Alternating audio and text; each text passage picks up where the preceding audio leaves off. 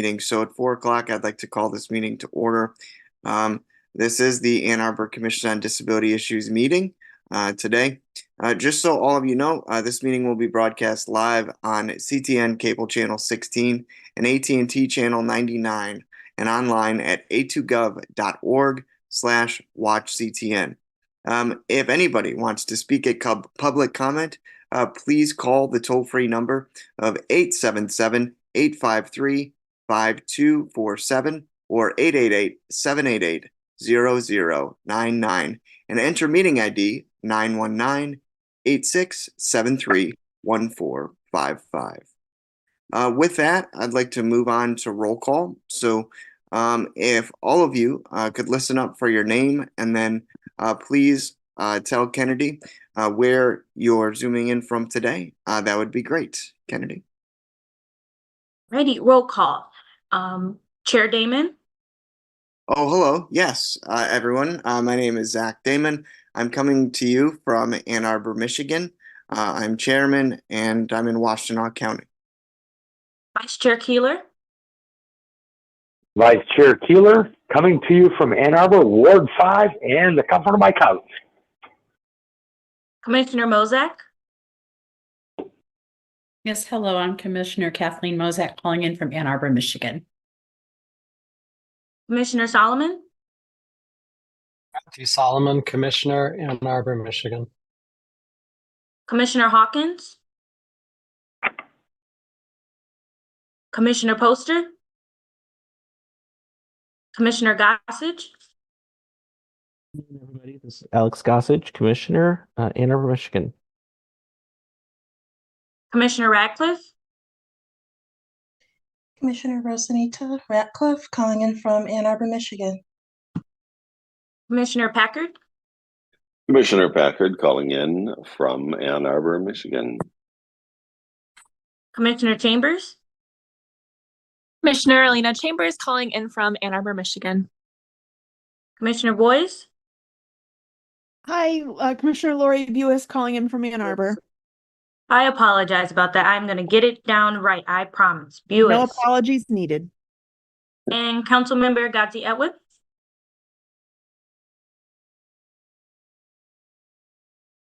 Hi, everyone. Councilmember Gazi Edwin calling in from Ann Arbor, Michigan. Alrighty. Roll call has been complete. Thank you so much, Kennedy. Wonderful.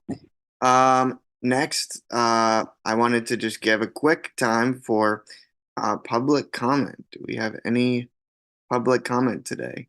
Do we have anyone at this time on call who would like to make a public comment? Seeing none, no public comment. All right. Thank you, Kennedy.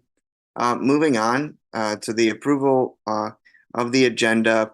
I did have one edit I would like to make on the agenda today. I'd like to make a motion to move the city council update from council member Edwin up to our special presentation portion, moving it to after the University of Michigan Department of Robotics presentation. Yeah, are all of you, is there a second to sort of I'll second it. Okay, thank you, Commissioner Ratcliffe, for seconding the new agenda. All in favor of approving the adjusted agenda today, where Council Member Gazi Edwin's presentation is moved up to after the University of Michigan Department of Robotics. Please unmute. Aye. Aye. Aye. Aye. Aye. Aye, thank you. All right, so that is moved up to after the University of Michigan. Thank you all very much for being open to that quick adjustment. Next, we have the approval of the meeting minutes from last month. Thank you, Kennedy, for placing that within our agenda. I looked at them. I didn't see any specific edits or amendments to the meeting minutes. If there are not any edits or any corrections Is there a motion to approve the meeting minutes from February? I'll move to approve. Okay, Larry moves to approve. Is there a second? This is Kathleen. I will second. Thank you, Kathleen. All in favor of approving the meeting minutes from February 21, please unmute and say aye. Aye. Aye. Aye. Thank you. All right. The meeting minutes are approved. Next, we move to the special presentation portion of our agenda. I'm sorry, was there a comment or did somebody just make a noise?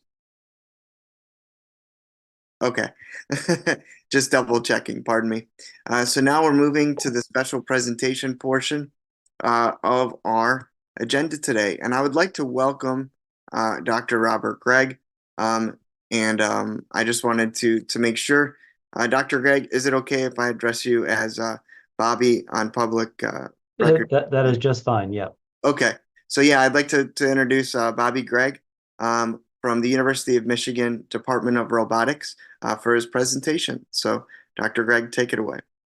Great, thank you so much for the introduction and for the invitation. Can everyone see my presentation now? Great. So, yeah, I'm going to describe some ongoing clinical trials at the University of Michigan Department of Robotics, particularly from my research laboratory. There may be others that aren't listed here from different laboratories, but this is focused on my research activities. So I direct the Locomotor Control Systems Laboratory, which is a mouthful, but it's the mission of my laboratory is to enable and enhance human mobility through high-performance robotics and control software. So we work with, as you can see in this picture here, we work with prosthetic legs for individuals with limb loss. We also work in exoskeletons, or otherwise known as powered orthoses, for individuals with intact limbs but weakened neuromuscular systems that could use assistance for locomotion. And so just getting right into it, the first study I'm going to share with you all is on robotic legs for above knee limb loss. So this robotic leg you see in these photos has a motorized knee and a motorized ankle, and they're designed to produce the forces that your biological joints would produce under normal circumstances. But of course, with limb loss, the artificial limbs that are available today typically don't have these motorized joints. So typically they're mechanically passive, meaning that they may be a little bit springy and they maybe have some sort of damping to them, or some resistance to them, but they don't inject energy or actively contribute to gait, like the muscles do. And so, yeah, the robotic prostheses use motors to do just that. They're designed to emulate the biological joint mechanics, so that it is then easier to walk, and especially to climb stairs, stand up from a seated position, or climb up ramps. And so the potential payoff here is that we could improve gait symmetry, and potentially endurance, because instead of using more energy to compensate for the missing biomechanics of the prosthetic leg, the robotic leg will actually be providing the correct forces during walking, and that means less energy expenditure for the user, as well as sparing the intact joints. So there's often secondary degenerative conditions for especially above knee amputees who overuse their sound side, and that leads to osteoarthritis and other issues down the line. So the goal here is potentially to spare the intact limb and prevent that. So anyway, we are actively recruiting individuals up to 70 years old with a single above knee amputation who use a prosthetic leg for this study. We also working on exoskeletons for age-related mobility limitations. So with the ultimate goal of enabling aging in place and more active community participation as people age. And so the idea is that the exoskeleton again uses motors, and so this device goes around the body or an intact limb that maybe just weakened due to advanced age. And so the idea is that this could potentially improve mobility, especially climbing stairs and again standing from a seated position, which are common challenges, and also endurance by again trying to reduce the metabolic cost of performing these activities. And so we are currently recruiting individuals 65 to 85 years old who have age-related reductions in mobility. So, for example, climbing stairs. So if you or anyone you know has difficulty climbing stairs at home or about in the community, maybe getting winded after maybe a single staircase or flight of stairs, this device might be able to assist with that. And so on all these activities are confined to the laboratory space, so they're not yet to the point that we can send them home with users, but that would be the next clinical trial. So this is a phase 0 clinical trial, which is device feasibility. If the results are promising, then we ask the National Institutes of Health to provide additional funding for the next phase of the clinical trial, which could include take-home assessments. And then the final study I'm going to share with you today is exoskeletons for osteoarthritis. So, and now this population tends to have some overlap with the population in the previous slide. Of course, as people age, osteoarthritis becomes more common. But we're particularly looking at using exoskeletons to partially offload muscle contraction that is responsible for some of the pain that people experience with osteoarthritis. So for individuals with OA that for example have significant pain during climbing ramps or stairs, that's because your muscles are providing a lot of force, and that force is compressing the articular surfaces of the joint of your bones, and that bone-on-bone interaction is painful. And so the idea is that if we could offload some of that muscular force by letting the exoskeleton provide that instead of the person's own muscles, then we might be able to reduce pain during these challenging activities and therefore increase mobility. And of course, with increased mobility and increased number of steps, that also can help with strength and potentially weight-related impacts on OA, because it's kind of like a vicious cycle that if you lose mobility, the OA can become worse over time. And so we want to break that cycle and enable people to have more steps in a day, and hopefully prevent further progression of the arthritis. And so here we're recruiting individuals 18 to 85 years old who have been diagnosed with knee or ankle or osteoarthritis. We're also interested in hip arthritis as well, but our current studies are focused on the knee and the ankle. And all of these clinical trials I just mentioned also compensate for the time of the participants at $40 an hour. So we definitely respect the time of the participants in these trials. So yeah, that's my presentation. This is our beautiful building, the new Department of Robotics at the University of Michigan. So come see us one day if you haven't already. All the laboratories have glass walls, so you can peek in there and do a self-guided tour, and it's a lot of fun. You can see a lot of cool robots walking around, flying around, and it's some really cool stuff happening here. So I thank you for your attention, and if there are questions, I'm happy to answer them. Bobby, thank you so much for this wonderful presentation and for the work that the Control Systems Laboratory is doing at the Department of Robotics. I will open it up for comment, but I will limit it just due to time to about 3 or 4 questions. Kennedy, if you want to call on any commissioners that have their hand up at this time. Commissioner Mozak? Yes, thank you for this excellent presentation.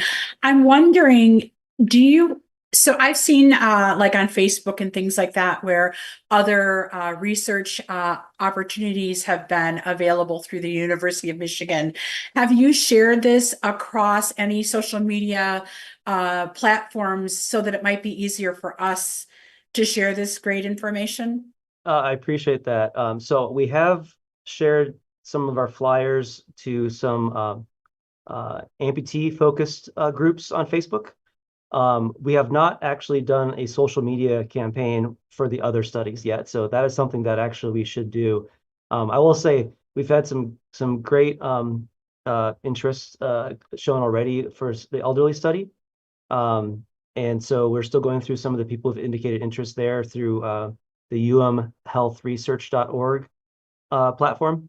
But yes, we could use any help that we can get in terms of getting the word out. So what I should probably do is once we have some social media presence that we can share with you, I'll forward that to Zach if that's okay, and then maybe he can get the word out for us.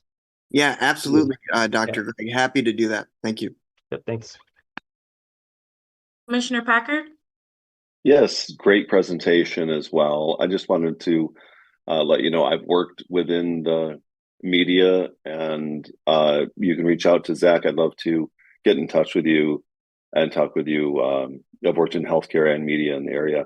If you could get in touch with me, see about maybe getting a video put together and reaching out to some of the area institutions. So feel free to get in touch after the I meeting. really appreciate that. I will. Thank you, Rob. Oh yeah, thank you. I don't know if you need any extra help within your department or whatever is needed to forward your cause. I think it's great. Thank you. Yeah, I'll thank you, Commissioner Packard. I'll connect you both, and hopefully that can be fruitful as well. And yeah, Rob's a great videographer. Just giving a quick plug there. So absolutely. You too, Zach. All right. Any other questions for Dr. Greg and the Department of Robotics? Man, this is so neat. I mean, that exoskeleton stuff, and also the prosthetics. I really hope you guys continue to do great studies like this. And anytime you're doing one, please feel free to keep us in the loop. I appreciate that. And yeah, your taxpayer dollars are hard at work. Well, good. Yeah. As far as mobility goes, that's great to see that. Yep. Thank you. All righty. Okay. And then I think you're still sharing, actually, Yeah, Dr. let me stop. All right. Great. Thank you. All right. Moving on, we will have now the City Council update with Council Member Ghazi Edwin. Thank you, everyone. This is Aisha.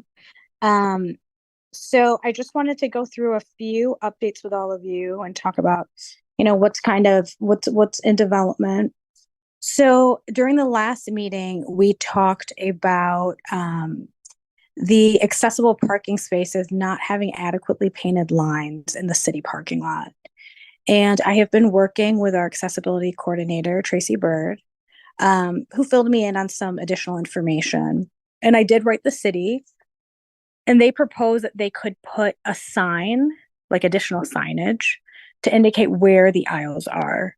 And, upon talking with Tracy, it doesn't feel like it's the most accessible solution. So right now I'm working on getting a meeting with some city staff to talk about just repainting the lines.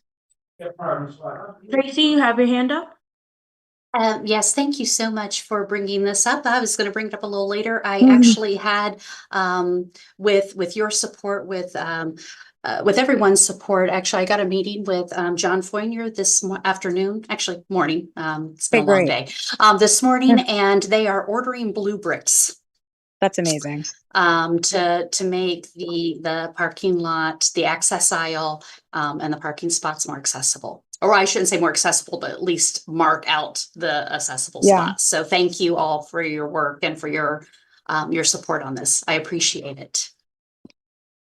Yes, thank you. That is great to hear. It just goes to show there's so many people in the city that you can be having two conversations with two different people. But that's why I'm so happy that you come to these commission meetings. So thank you for your work on that. Okay, so next up is I am working with some council members on strengthening our policies around snow management. I think this last year showed just a lot of folks, both people with disabilities and people who don't have disabilities, that snow can be really dangerous and so can ice. And in these policy recommendations, I have pulled Alex Gossage into it. And we are trying to make some recommendations that are specific to accessibility. Like we want to see policies that say something like the city needs to more frequently plow curb cuts or more frequently plow accessible parking spaces to make sure that aisles are always visible. And also that when community standards issues tickets for, not adequately clearing your snow on your sidewalk, for example, that it takes into consideration if the person is an older adult or someone with a disability, and also has adequate resources to provide them with assistance. So, we have the Snow Buddies program, or I'm sorry, I think it's the Snow Match program, and some other things. So working on that with Alex right now. Alex, I don't know if you want to chime in and say anything here. No, thank you. I don't think I have anything additional to add at the moment, just that I think there are some really important pieces that we need to start asking the city and business owners in terms of clearing sites downtown. They spend a lot of time doing things like clearing bike lanes and all of those things. And now it's really time to look at parking spaces and pieces that are just getting missed all the time and that are a real safety hazard for a lot of us at worst times, and at the best of times, they're barriers for us getting around. Yeah. Yeah. Thanks so much, Alex. If anyone else, has any questions about it, also feel free to send me an email.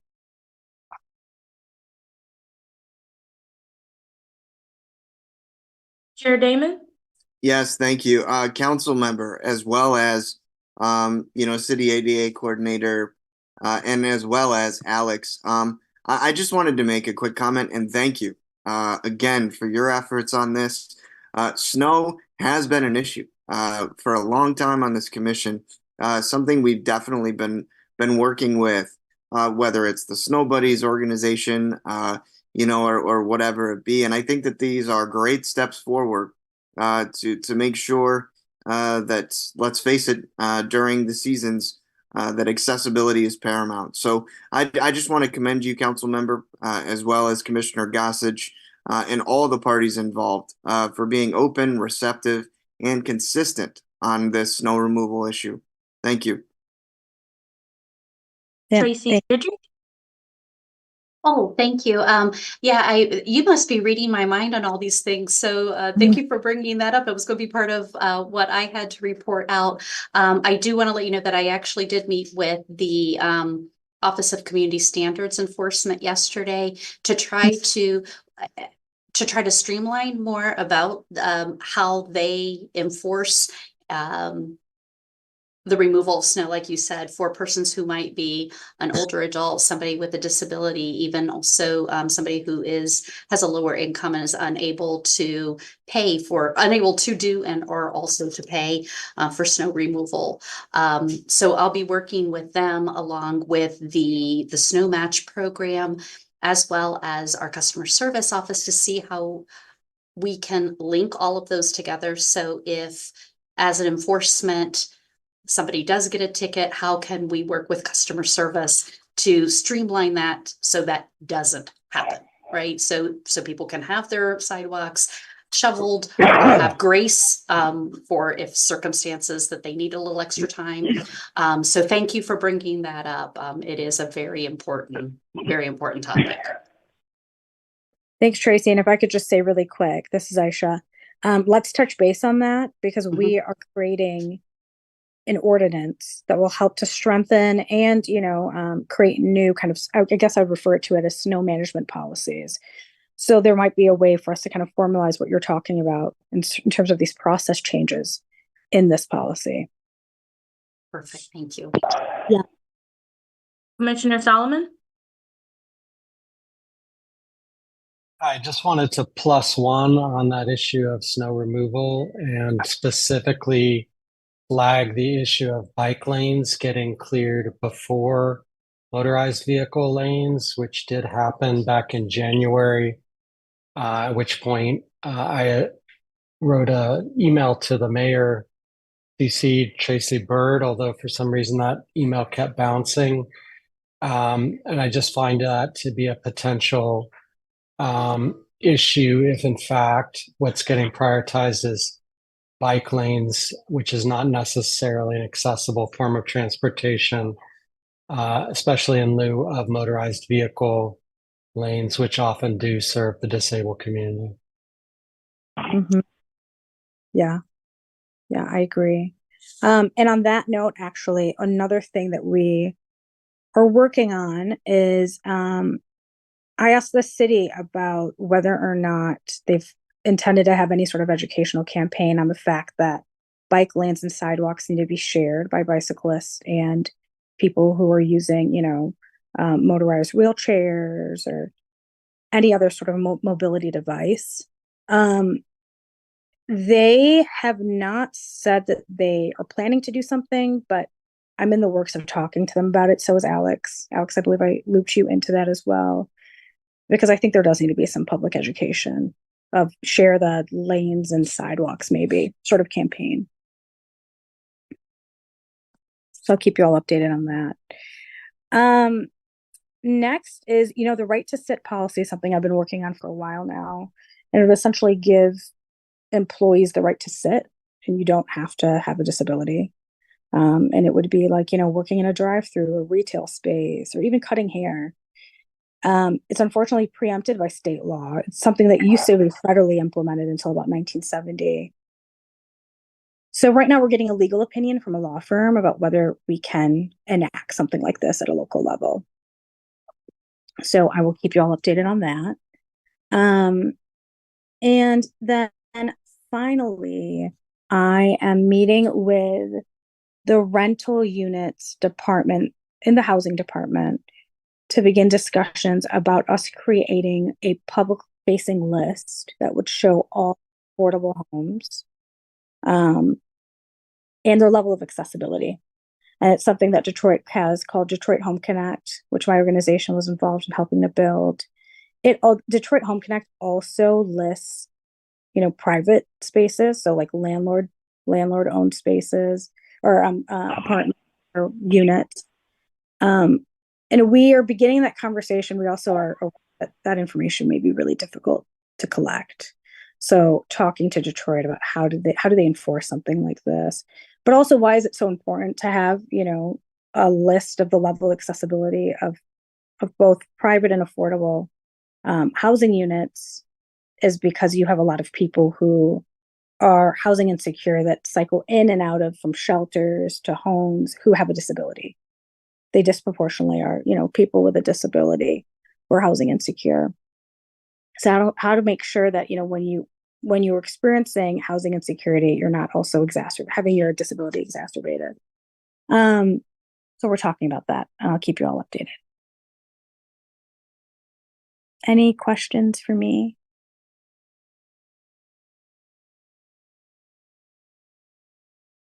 Chair Damon? Yeah, just one final comment, council member. Just thank you again for this outstanding work. And please keep us, informed if there's any support that we can give, especially on the snow removal, policy that you're working on. I would love to be able to review that and be a part of that process as well, because that has been something that's been brought to the commission's attention for years. And I feel like this is just. In years. Go ahead, Larry. Oh, I just said, and years. It was on the commission when I got on the commission in 2011. I'm sure it's been there before that. So it's been there. Yeah. Yeah, I will Thank you. yeah, I'll loop you in, Zach. And I Thank you. think yeah, thank you. Commissioner Ratcliffe? For the accessible, affordable housing unit list, do we already have one that is just with the city-owned We do. housing, or we do? Yep, yep. The Ann Arbor Housing Commission does know the level of accessibility. I believe they do have a list. And I'm trying to work with them to, yeah, go ahead. I think you just. Oh, I was just gonna ask, is it posted? Like, I don't feel weird, like stupid asking that. No, not at all a stupid question, because part of the issue and that these organizations that assist people with getting housing are unable to know, where they can search and where they can advise them to get housing and how long the wait list is. That's another thing that's on Detroit Home Connect. So I'm still trying to get clarification on that. I know a list exists and data is collected. I do not know if it's public facing. I don't believe it is because I would know the web. I don't remember seeing it, and also because this is also a renter's issue. Are you open to joining us in the Renters Commission meeting soon to talk about it? Yeah, I would love to. So what my meeting right now is I'm going to ask the person who is in charge of the rental department within the city if this can be something that they add to rental inspection. That's where I'm starting right now. But yeah, I would love to come and update you guys. Thank you. Yep. Any other questions? Okay, thanks everyone. You know how to email me. Thank you so much, council member. We appreciate all your efforts and all your work. All right. Moving on to the special presentations portion of our agenda today. Next, we have the library for the blind and physically disabled report with Katie Monkevich. Welcome, Katie. Thank you very much. Thanks everybody for having me here. I have a couple announcements today. Some upcoming events to draw your attention to. We have meditation and mindfulness for adults. That's on Monday, March 25th at 6 p.m. at our Pittsfield branch in the program room. Attendees will be guided through a series of meditations intended to help you feel more grounded, centered, and embodied while expanding your consciousness and disciplining your mind. With practice, these meditations may support your sense of well-being and resilience. Whether you are an experienced meditator or just beginning, these meditations can meet you where you are. Each guided meditation is different, intuitively crafted for those in attendance. And then we have Hello, My Name Is, our name change clinic. This is going to be on Friday, March 29th at 5:30 at the downtown library in our 4th floor meeting room. Join the Jim Toy Community Center's outreach and the Outlaws at the University of Michigan for a free clinic dedicated to addressing the challenges of name changes for transgender and gender nonconforming people. They will provide details on how to legally change your name and gender marker in Michigan. Information on how to update your social security, passport, driver's license, birth certificate will also be available. Legal volunteers will be on site after the presentation to answer questions and assist with forms, and there will also be fingerprinting services available on site for no fee. And then we also want you to save the date for Visions 2024, Technology and Services for the Blind, Visually Impaired, and Physically Disabled. This will be on Wednesday, June 5th, from 11 a.m. to 4 p.m. at our downtown branch, mostly in the lobby, and then we'll have presentations in the lower level. We'll have product demonstrations and presentations throughout the day. We're going to have human assistance available. I'll have more details coming in the future, but I will tell you that our vendor registration has begun and is going very well. So planning is going great. For materials from the library, Washtenaw Library for the Blind and Print Disabled patrons can order digital cartridges by calling us at 734-327-4224, or you can always email us at wlbpd@aadl.org. You can sign up for the Braille and audio reading download service, Bard, to download your own books. You can visit nlsbard.loc.gov or call us and we can assist you with the application. A couple of books that have been recently popular on Bard. Wonder Dogs, True Stories of Extraordinary Assistance Dogs by Maureen Maurer. Excuse me. After a devastating diagnosis at the age of 39, Maureen Maurer was given a second chance at life. Giving up her successful career as a CPA, she took a leap of faith to pursue her childhood dream, teaching dogs to help people with disabilities. She founded two nonprofit organizations, Assistant Dogs of Hawaii and Assistant Dogs Northwest, and unleash the potential dogs have to help people with special needs. In Wonder Dogs, Maureen shares her story of discovering God's true purpose for her life and the amazing adventure that followed. She also tells the triumphant stories of her beloved dogs and their inspiring partners as they overcome incredible challenges to live life to the fullest. Dog lovers everywhere will enjoy this fascinating behind-the-scenes look at what goes into selecting and training assistance dogs. We also have a book that has been recently turned into a very popular movie, Killers of the Flower Moon, The Osage Murders and the Birth of the FBI by David Gran. An examination of the 1920s murders of wealthy Osage Indian Nation members in Oklahoma. When the newly formed FBI bungled the investigation, young Director Hoover turned to ex-Texas Ranger Tom White, who put together an undercover team, including one of the only American agents in the Bureau. And finally, something that you may not think of when you think of getting audiobooks from the library, but we have Pimsleur Spanish Level 1. You can learn to speak, understand, and read Spanish with Pimsleur language programs. This is the first installment in a series to learn the Spanish language through a program of short lessons using methods derived from research on memory and learning. It features all native speakers, and supplementary print materials are available in Braille. And that is all that I have for you all today. Does anybody have any questions or comments for me?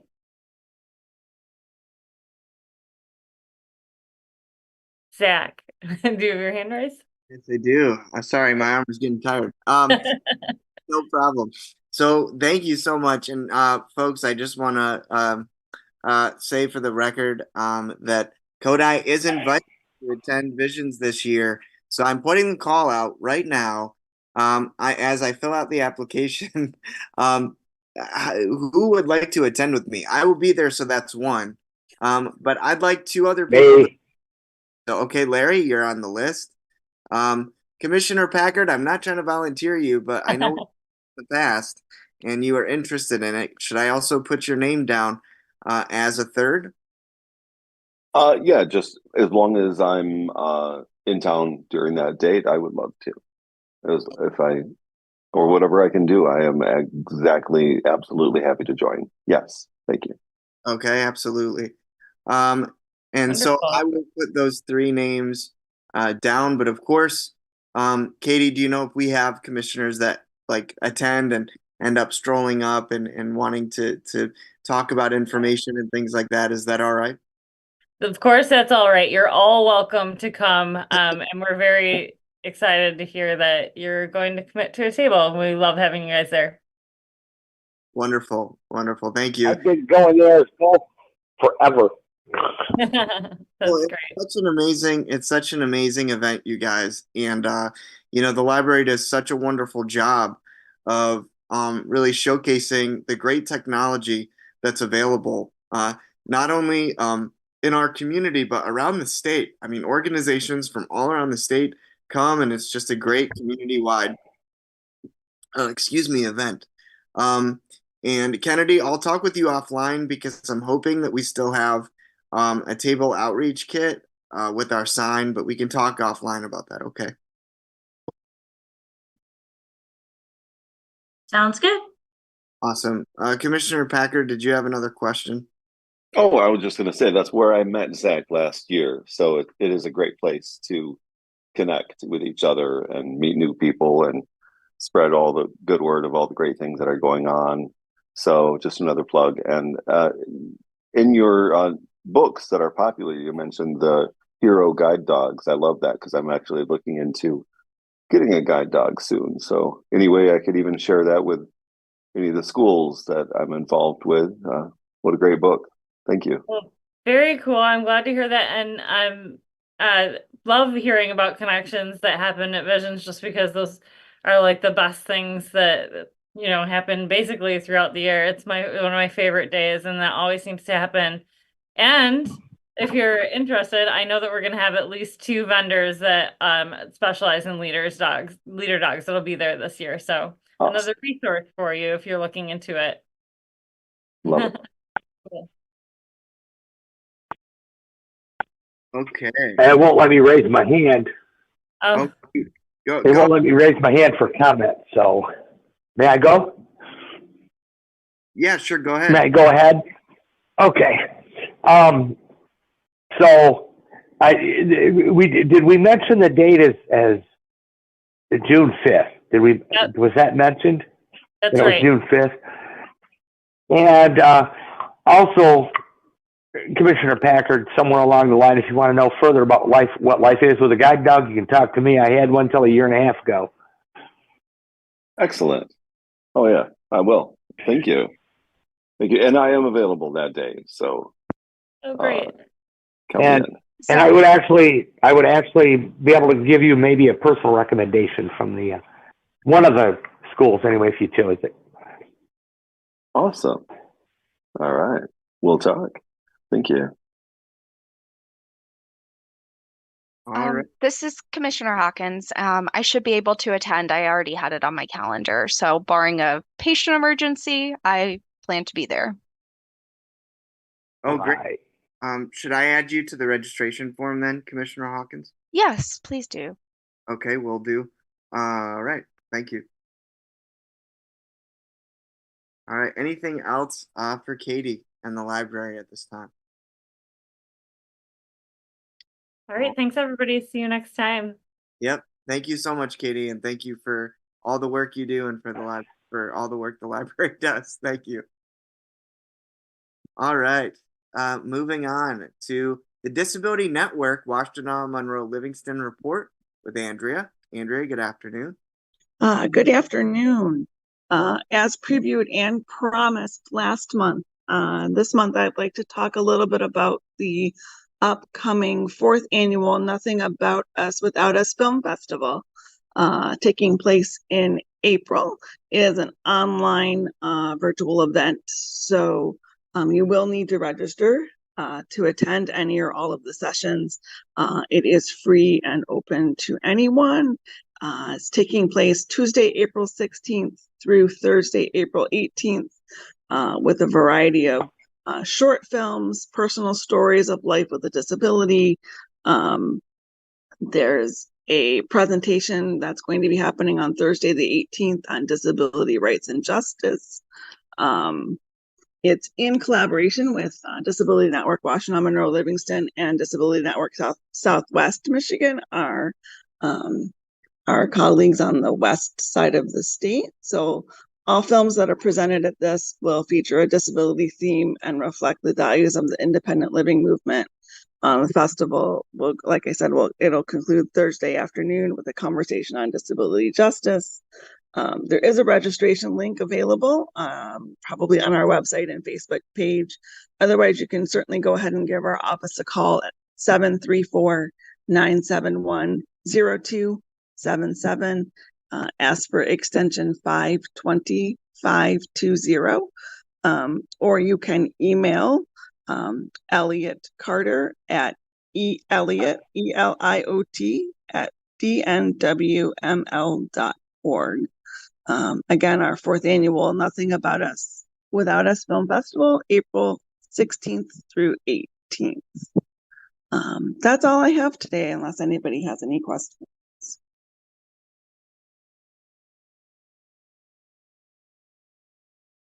All right. Thank you so much, Andrea, and to the Disability Network, Washtenaw, Monroe, and Livingston.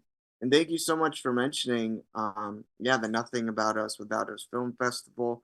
Really is an outstanding and informative event. I really enjoyed attending last year and seeing the films and then hearing the dialogue from the different filmmakers, especially when it concerns disability and inclusion. So I encourage all of us, if you can make it to the Nothing About Us Without Us Film Festival, to please do so. All right. And thank you to the Disability Network, Washington, Monroe, Livingston for just all of their continued work and efforts. Thank you. All right. Next, we have the Partners and Access Committee report with Larry Keeler. Well, I'd like to thank Commissioner Edwin and Coordinator Bird for filling in on some of the issues, because the first part of Alex wasn't there, but Rachel ended up showing up. So we ended up talking about and Commissioner Packard also showed up. So there was at that time there was no updates on the WCC issue other than what we had set up with the that we had heard from online from you guys with the addition of the push button for the door, and we had at that time heard nothing about the parking spaces. So I thanked them for that and for updating something that we didn't have.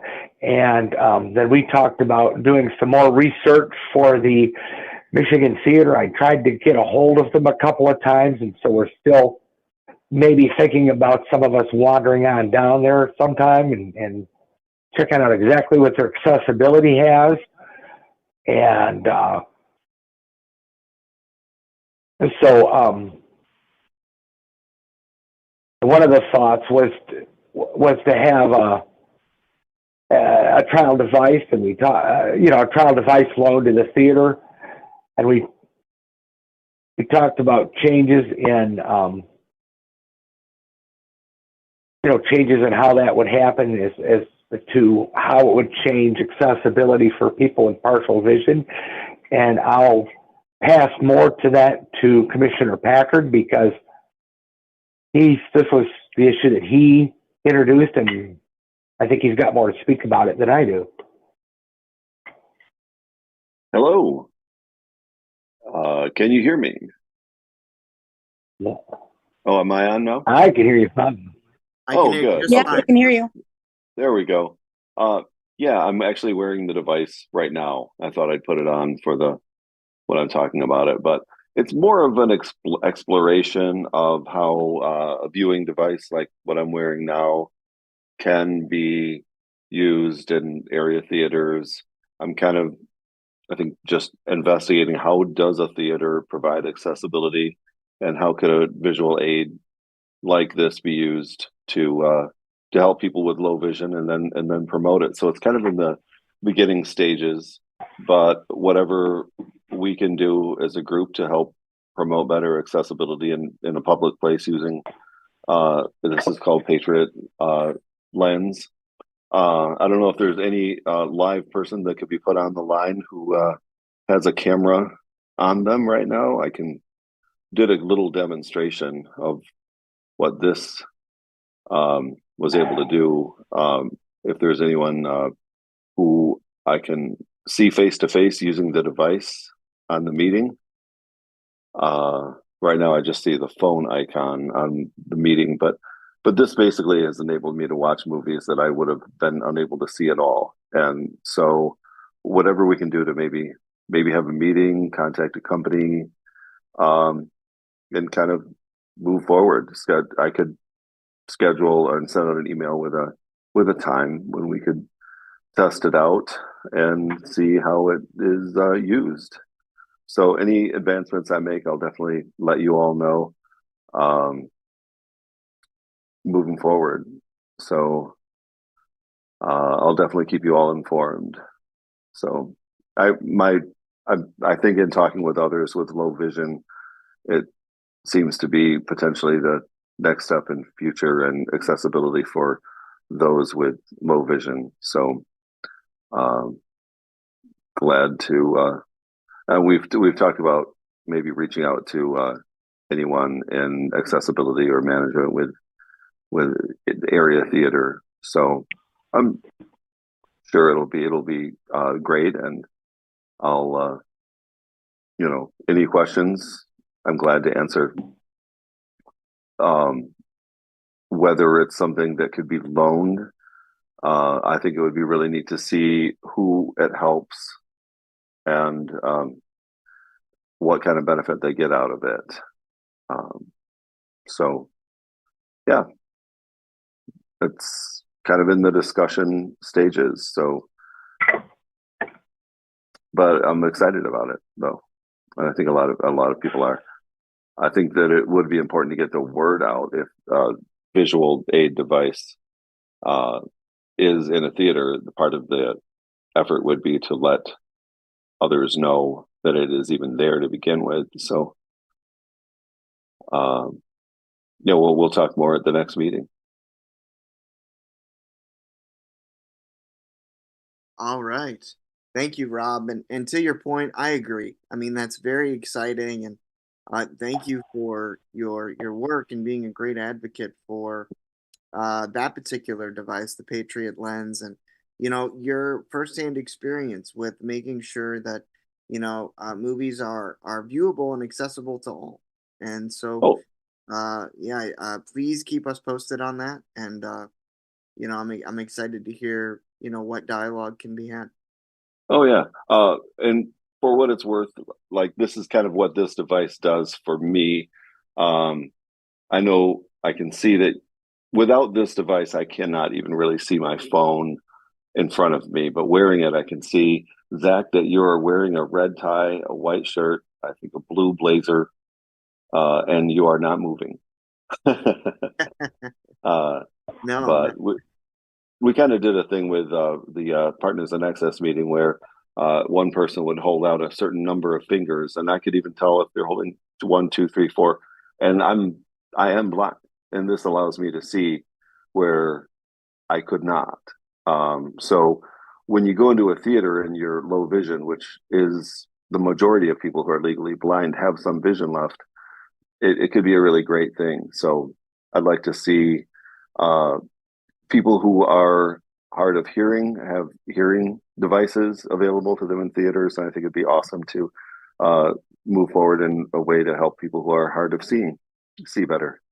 So yeah, great things coming up. If you can see me with it, you're doing really good. Commissioner Buis? Yeah, I just have a quick question for Rob. In terms of the device, is there anything you need to do to configure it for a user, or is it literally just plop it on and it would be functional for lots of people? I'm just asking about like if there's a request for these devices to be more readily available, how easy is that implementable aside from cost? Well, I went into a theater in California. I've been going back and forth. And with this one theater I went to, they would say, we need your ID, a license or a state ID. And you would give that in exchange for a device. That way, it's not just handing it out to be taken. And now with this device, I don't know if you can see this, but there's an on-off button right here. I don't know if you can see it. Yep. But that's it. You turn it on, you let it warm up, then you press this device right here. To zoom in, you just swipe forward. To zoom out, you swipe back. That's it. It's as hard as it gets. And by the way, so like if you want to try that, so like I said, if you could jump back on screen, I'm directing now. Yeah, if you want to try that, like I said, I don't even see my phone without this, but like hold out a certain number of fingers and we'll try it again just for fun. Well, I lost you on screen. There you are. Yeah, there you go. You can try it if you want. You're holding 3 fingers. Yeah, there you go. So literally, if I go to the movie theater, I can't see the screen. With this, I can watch the movie. And I'm just really curious how many other people in the area would have that same opportunity. I want it to be open to all. Yeah, I agree. Who want to try it. Yeah. Thank you. Commissioner Packard, I think, sorry, but like I said, I'm not, it's hard for me to raise my hand on this phone for some goofy reason. But the question I thought I understood when she asked the question was, is this adjustable for different forms? Because there's so many different, I mean, obviously, no matter how you adjust it, it ain't going to help me none. Right. But, and of you know, course, it adjusts for various levels of sight or, yes. Or, for instance, to try to get stereo position, if you can see better out of one, can you try to adjust it so you can see better the same out of both eyes, or is it adjustable? Well, the lens works obviously for both eyes. It's not like a monocular, and it brightens, darkens, and zooms in. So, and it's able to do that with those motions. But I talked about this at the last meeting, but according to the CDC, a million people in America are legally blind, being 2,200 or beyond, and 93% have some vision. Whether it helps is obviously, no device will work for all, but it would be really neat to do like a study to see, out of those who are blind, low vision, who does it help? And obviously you can't have a seeing test to see who qualifies at the theater, but if someone's having trouble seeing and they want something extra, I think this is to those who have visual challenges what hearing aids were to those with hearing difficulties. So, obviously it won't work for everyone, but it can adjust. So that would be what would be neat to kind of sort of study, maybe if there was a possible way to fill out maybe a little form. Did it help you? If it didn't, then great. But my other question would be, will it be accessible to everyone? Or do you have to have a phone, or do you have to have an iPhone versus a different phone, a push button, like my old phone? Oh, no, you don't need a phone. Do you have to have a phone or no phone? Okay, good. Well, technically, this device has a phone with a camera inside of it. So you don't have to bring your own phone. It would, of course, just need to be charged, just like any accessibility device, that it has to be kept charged when not in use. But so kind of one of the things I think we talked about with the Partners in Access meeting is maybe reaching out to the any manufacturer that might have something, and seeing what the thoughts are. Maybe there's a device that could be loaned out, and we could just, and if there's a breakthrough, we'll promote it and let folks know. So.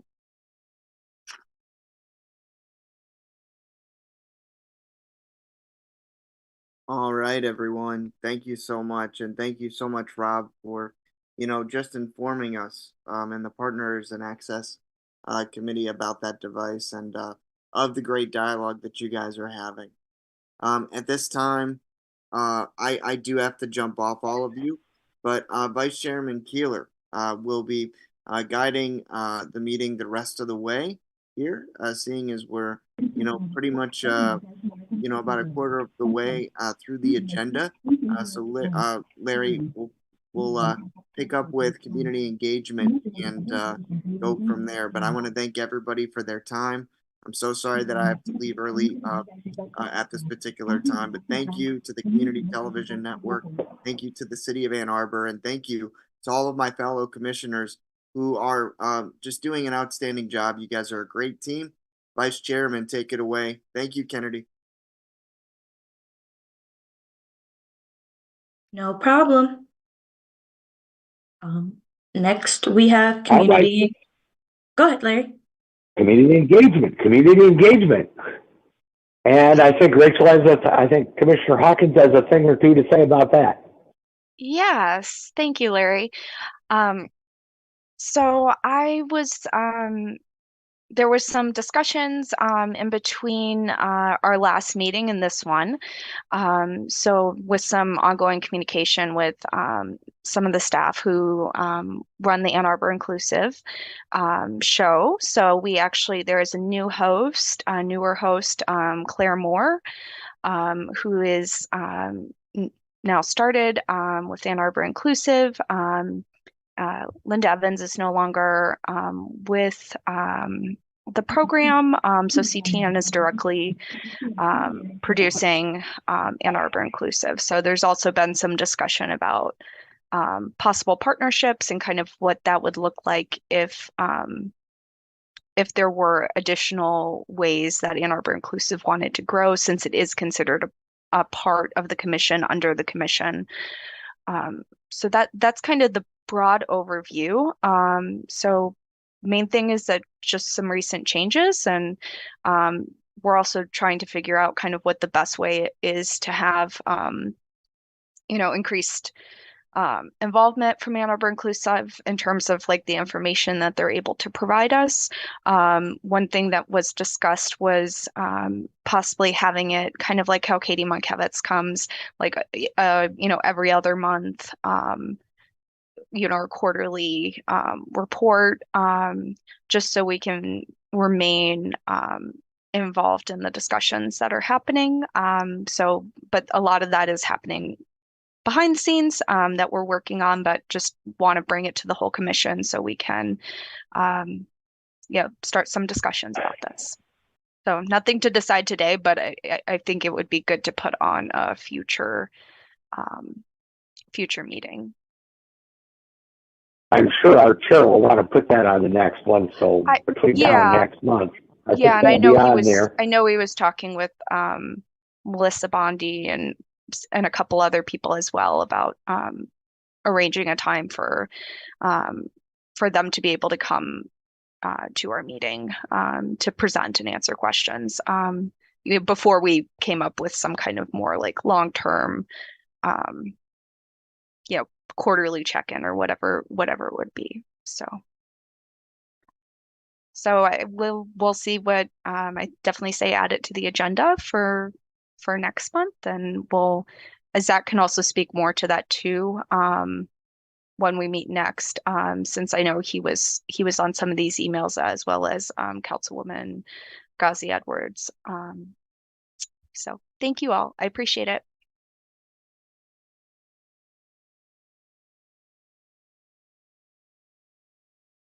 Any questions for Rachel? For Commissioner Hawkins?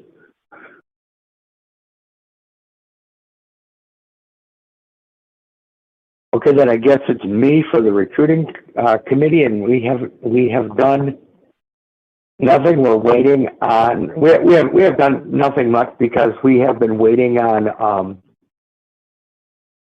the response from the mayor's office for our potential new commissioner, and I think there also may be a slot. If it's not open, it'll be open soon, but that's all I know about that. So we're continuing, but we haven't gotten any applications or anything yet.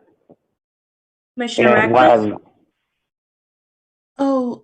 At Monday's meeting, the mayor and council did approve the new member for the commission. Okay, great. Thank you. Good. You were at that. Thank you. Yeah, I watched the council meeting, so he made it through. Great. So what will then happen is the city clerk office will email me letting me know that he's been approved and all the paperwork has been done, and then he will be on the next commission meeting.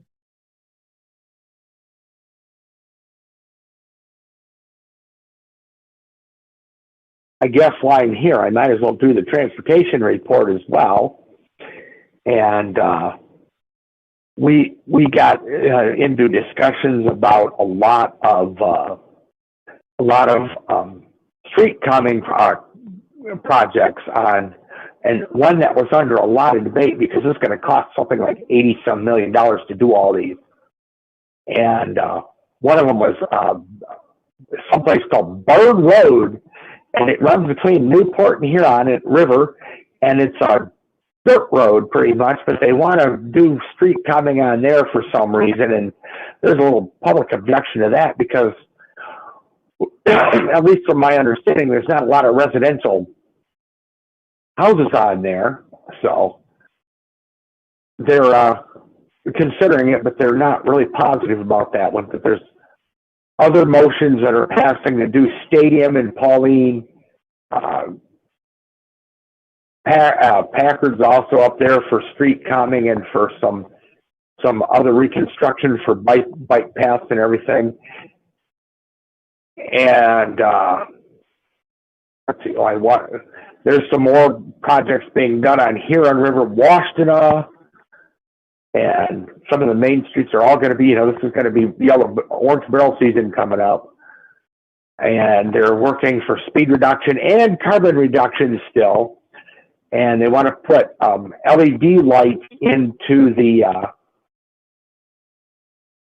traffic instead of regular traffic lights. Put LED ones, like one of the ones they were talking about is putting it up on Jackson Maple there. And they also want to make that lane skinnier, put in bike paths and make it skinnier on Jackson Maple, that between Maple and like the highway. But it will be expensive, and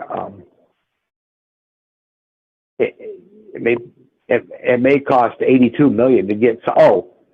It may cost $80-some million to get, because the other project they're working on is we want control. The city of Ann Arbor wants control of Washtenaw, Jackson, and Huron in particular from DOT. They want to get it from DOT, and DOT will have to put in a certain amount of money to pass it over to us and fix the highway to a certain standard. This will take a few years, but eventually what Ann Arbor wants is to own that corridor that goes from Jackson Road down Huron and up through Washtenaw. And we're still working on narrowing 23 and adding bike lanes. And they also want to do Washtenaw like that. They're promoting all ages and abilities. So they want to do bike lanes under that, do some more of the walking, the healthy roads. And they want to do some other safety improvements. And let's see what else we got here. We got one more little piece here. I just pulled it out because I'm going to write on it in about an hour and a half or so. Oh, and there's a trains not lanes project that Commissioner Carpenter talked about. Yeah, I think he's a commissioner there too. And where he wants to put connect buses and trains, and I think the project is sort of doing something with buses and trains so they can go and access along part of the expressways to make the routes go quicker. So maybe turn off on 23 for a minute and zing down on another road to complete that's my understanding anyway. And public, yeah. And that's about it. That's about what happened, and not a whole lot, but enough. Keeps us in tune with all the roads. And any questions?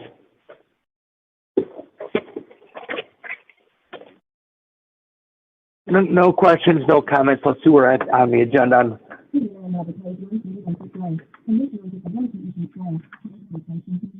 That was me. Oh, okay. The U of M Council on Disability Issues is next. Do we have a report or anything from there?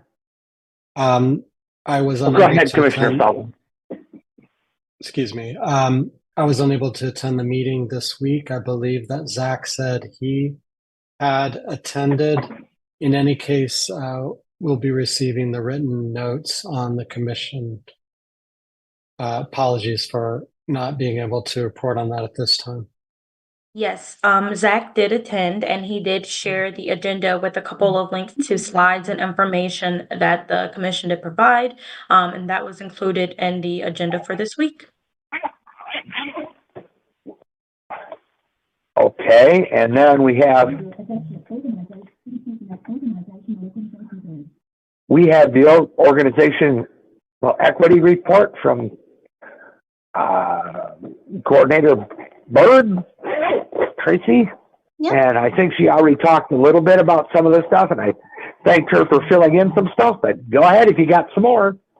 All right. I do have a little bit more. Thank you for having me this afternoon. I just kind of wanted to give an update that, I'm now in my fifth month here at the city, and it is what I'm learning more and more is the value of forming relationships, and that people can't underestimate the role that the accessibility coordinator, this position, has, and how important it is to speak with people who make the decisions, meeting with them, but also allowing them to get to know me and how I can assist and successfully meeting those compliance goals, and going above just compliance as well. So like I had said, I had met with a couple of other individuals, but in addition to that, I've also been meeting with some housing commission staff to see about a relationship of working with residents and getting them involved in some issues and some accessibility issues with the city as well. I might want to also share at this point in time when we're talking about housing, I don't know if any and if any of the commissioners actually ever go to the Washtenaw County Barrier Busters meeting. It is 100+ social service agencies that beat us, not just the city of Ann Arbor, it's Washtenaw County. But I do know there is a lot around housing that is talked about at those meetings. I would be happy, if it is appropriate, to send information or at least just the link to the Barrier Busters site on the county's website for the next meeting. They're actually the fourth Wednesday of the month at 1:30 in the afternoon, but I can send that if it's appropriate. I also am very excited to let you know that we have secured I've spoken with Claire Moore at Disability Network, Washtenaw, Monroe, Livingston. We are going to be in celebration of an honoring Disability Awareness Month, as well as art, the art fair in July. We're going to be hosting a art exhibit here at City Hall with the artists that go to Disability Network. That is being planned right now. So I'm excited about that and working with Claire. So you might see something on CTN about that. I'm not sure. And then let me look at my notes very quickly. I am also working with Disability Network to get a training program. I don't know if I've alluded to, or I've talked about it in the past, but the Office of Organizational Equity is working with every department within the city to have ambassadors or liaisons. And we're right now gathering information as far as like educational materials and both internally and externally. So I'm working with Disability Network to come up with some educational resources to train city staff on accessibility and disability awareness issues. So right now, that is all I have. I have a little bit more notes, but I could talk along, and meetings already kind of gone on. So thank you.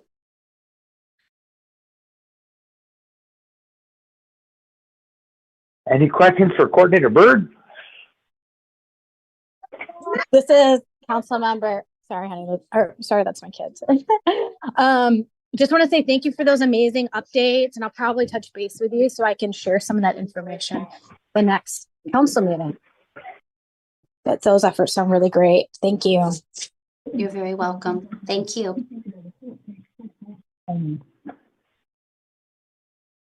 Okay, so you already did the city council update. So now we have the chair report, and I know Chair Damon is. something, Larry. We skipped the city personnel report. Oh, well, I thought that. Oh no, I see. Yep, I'm doing this on computer with the voice, so I just missed it. You're right. So let's do that one. Okay. The city personnel report. Alrighty, so I just wanted to Please. report to you all that the new Ann Arbor police chief is planning to attend an upcoming commission meeting. The police chief would like to come and do a brief introduction to the commission. More details and information will come. I'm working with his assistant to get him scheduled either for the meeting next month or the meeting in May. But I will let everyone know as soon as we get the details finalized. And that is the only update and report that I have at this time. Well, thank you, Kennedy, for that. And of course, the next thing was the chair report. And I know the chair had to leave, so did he give anyone his report, or Nope, he had no we doing that report. next month?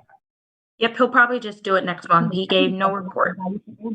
That's what I was figuring, but had to ask. Any old business? There was no old business on the agenda. Does anyone have any old business for the commission? Seeing none, no old business. No old business, all right. Would there be any new business for the commission? There was no new business. We have none listed. We have none listed here, but if anybody has something to bring up under new business, this would be the time. Seeing none, we have no new. Commissioner Hawkins, did you have something? Yes, I just wanted to say that for next month, would it make sense to put the Ann Arbor Inclusive discussion under new business, or would it be under my report? Because I think we've kind of reached the limit of what we can do without having Zach also, since I think there's information he has that I don't have. So just a quick question, would you be presenting, or would someone from the Ann Arbor Inclusive be presenting? It would probably be me presenting the information that we found. If you'd like, we can put it under community engagement. If you also would like, we can put it on it's whichever option you prefer, but it'll be on the agenda for next month for sure. Okay, perfect. Thanks, Kennedy. I think what would be best to do is put it under community engagement, and then if there was any further discussion and we needed to discuss a little more, we could put under new business too, or just move it. If there was extra discussion, we want to get the reports done, we could put the rest under new. Just make an amendment to push it to new business. Okay, sounds good to me, Larry. Thank you.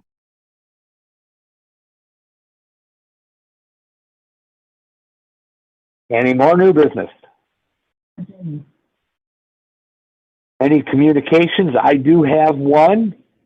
I forgot to mention under my report that if you're needing to know anything more about what the Transportation Commission is doing and where they're going to be improving, deproving, or changing road conditions or sidewalk conditions for the better or worse, tune in at 7. They're on CTN. And in the report, there's probably I would imagine there's the phone number to call in as public. I think it's probably in the report that's attached. But you can listen, you can call in and see what they're doing this evening. I'm going to be there till probably 9:30. Any more communications? It's Rosanita. I have one. Tomorrow at 7:30 is the Renters Commission meeting. So if you want to see what the Renters Commission is getting up to, then please join us. We only meet via Zoom. And if you know someone with a disability, other commissions have open seats, and it'd be a good idea because a lot of decisions are being made that don't necessarily include our voices.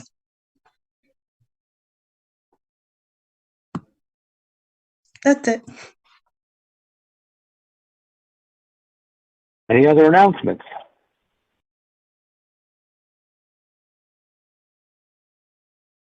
Well, next I would be in favor of having someone call out for a motion to adjourn this here meeting. I'll move to adjourn. It's Rosanita. This is Kathleen. I'll second. Meeting is adjourned then. And I'll enjoy your evening and we will be talking during the month, I'm sure. Thanks for all showing up. Have a good one. Recording stopped.